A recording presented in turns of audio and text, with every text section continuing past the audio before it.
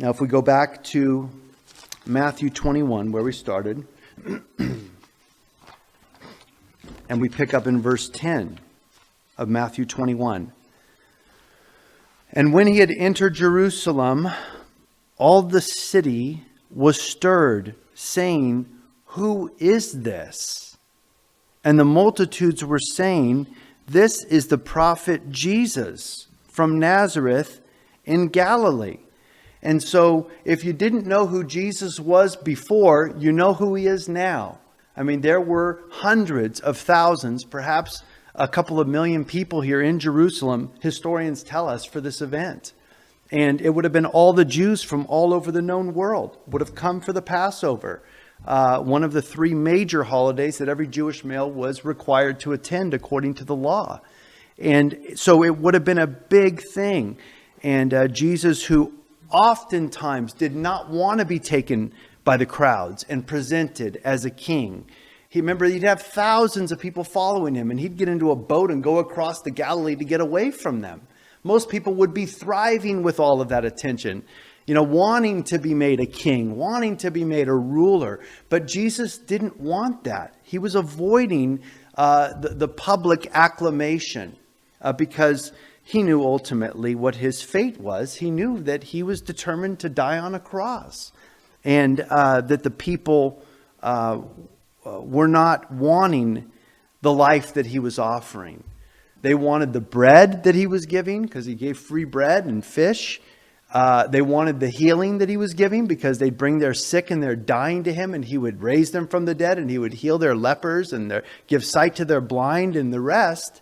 They wanted him to use his power that they saw that he had to destroy their enemies, the Romans who were there in Jerusalem. And Jesus wasn't about that. He wasn't coming to bring a political, earthly kingdom. He was coming to bring a spiritual kingdom. He wasn't going to sit on a throne and rule at this time over the world or over Jerusalem. He was coming to die so that he might be able to set up on a throne in the heart of men and women individually. And so he wants to rule over you. He wants to rule over me. As we yield to him, as we surrender to him, we recognize who he is as the King of Kings and the Lord of Lords, the Savior of the world, God's only begotten Son. Then he sets up as king. And the kingdom that he rules over is not a physical kingdom. It's a spiritual kingdom over his people. He is our king. He's our God. We are his people. He rules over us. And it's a universal kingdom. It's all over the world for 2,000 years. It's not just in America. It's not just in Jerusalem. It's not just in the Far East or the Near East or the European continent.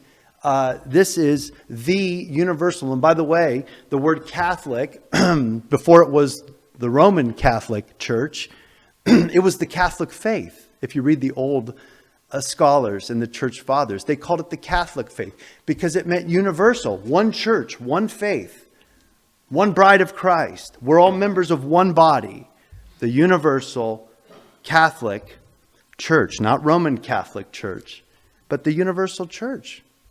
Jesus came to establish and to rule over the hearts of men.